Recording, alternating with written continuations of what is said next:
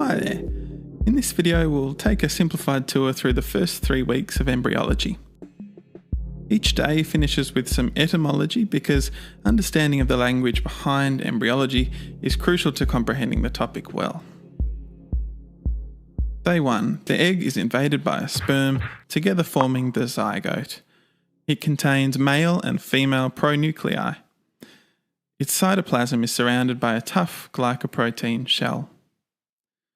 Zygote means two things joined in a close relationship because sperm and egg have joined to become one cell.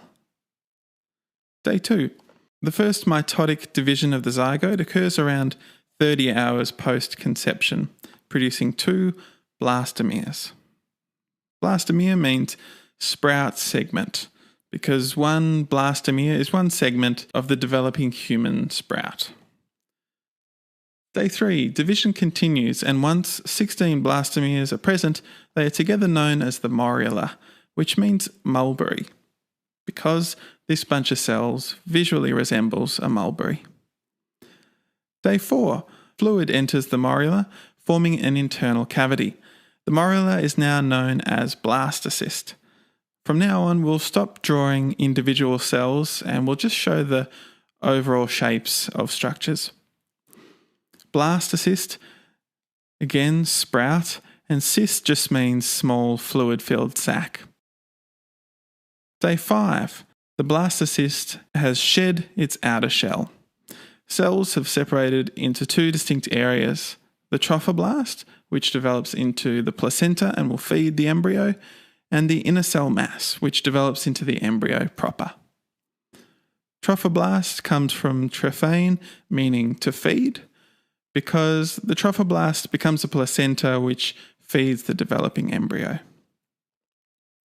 Day 6. Trophoblast cells break down barriers in the uterine epithelium, allowing entry of the blastocyst.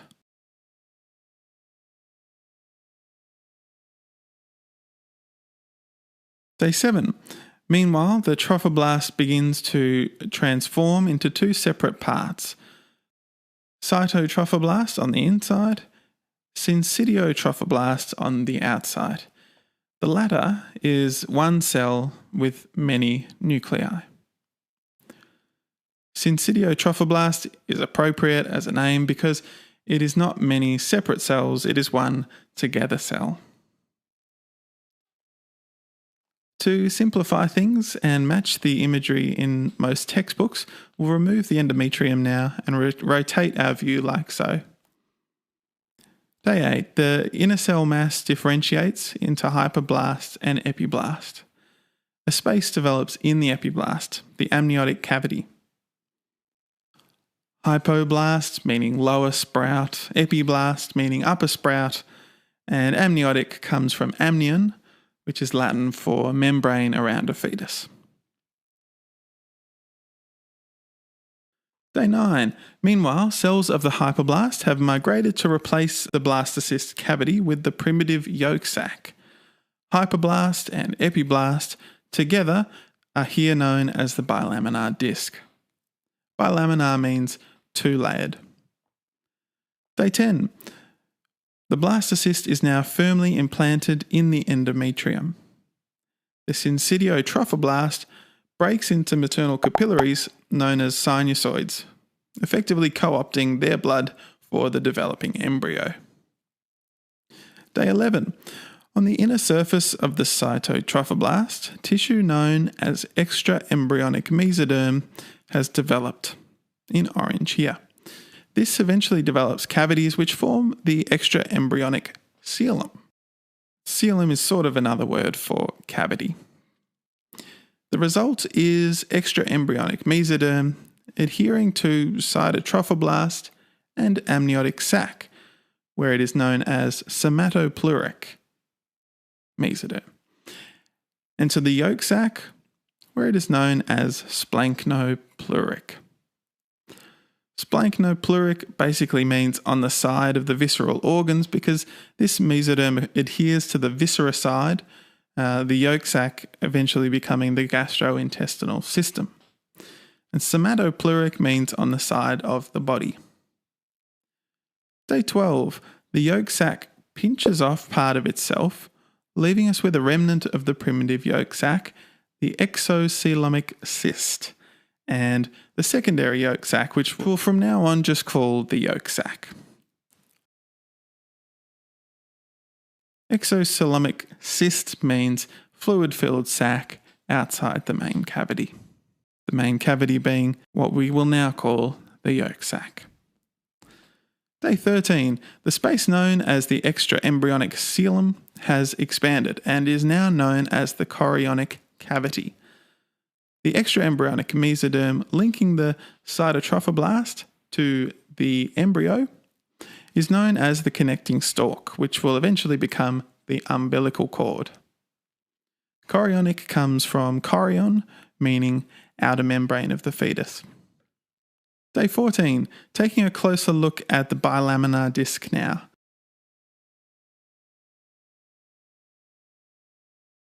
Cranial just means head end of the embryo, caudal means tail end.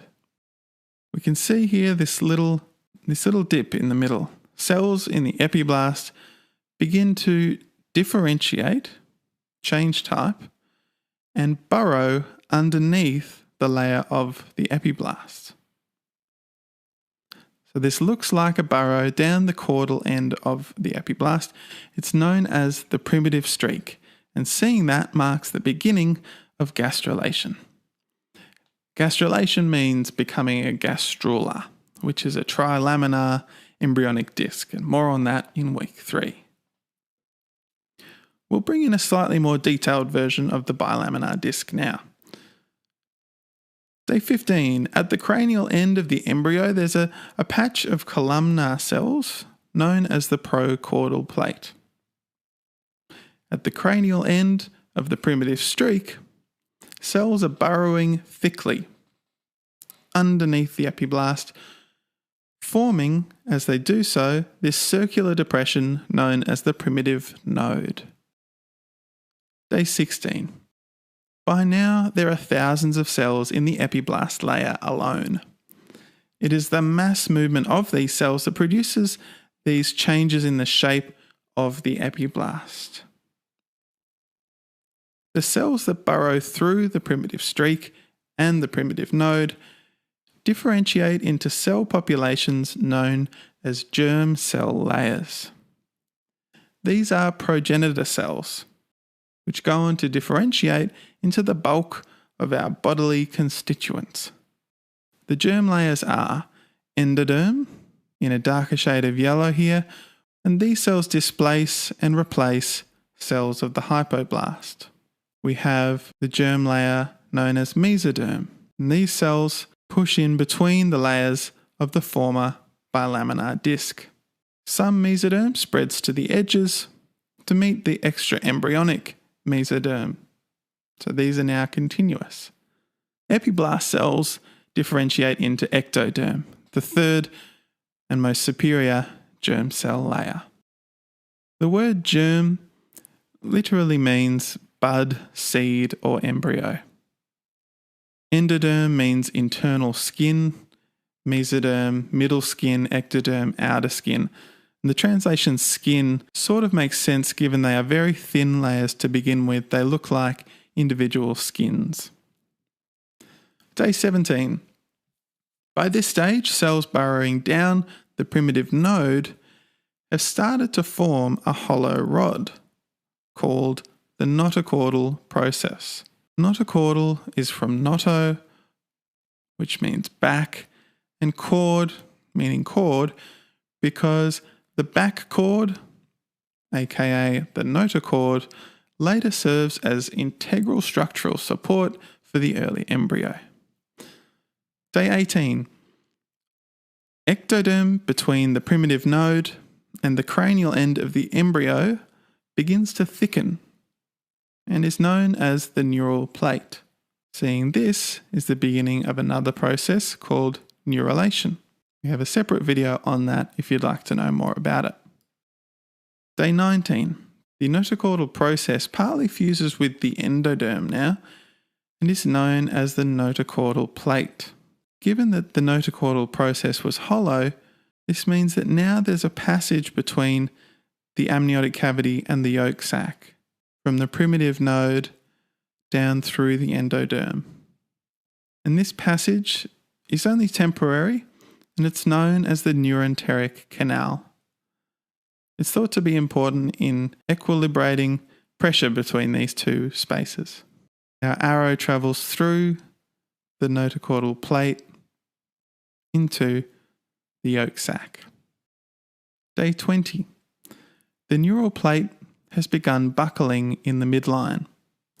We call this dip the neural groove, and the mounds either side the neural folds. Day 21.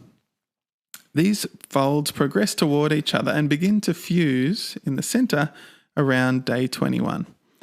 Where they have fused, they form a hollow cylinder underneath, which is the neural tube, the very beginning of the central nervous system. The notochordal plate has by now lengthened. It's closed its inferior opening, which was the neuroenteric canal, and it's now become a solid rod, which is the notochord. Just beneath the developing neural tube lies this structural backbone of the embryo. And that's all we'll cover for the first 3 weeks. As I mentioned before, watch the video on neurulation for further detail on that process. We also have one on gastrulation. Hit subscribe if you like this video. Thanks for watching, and we will see you next time.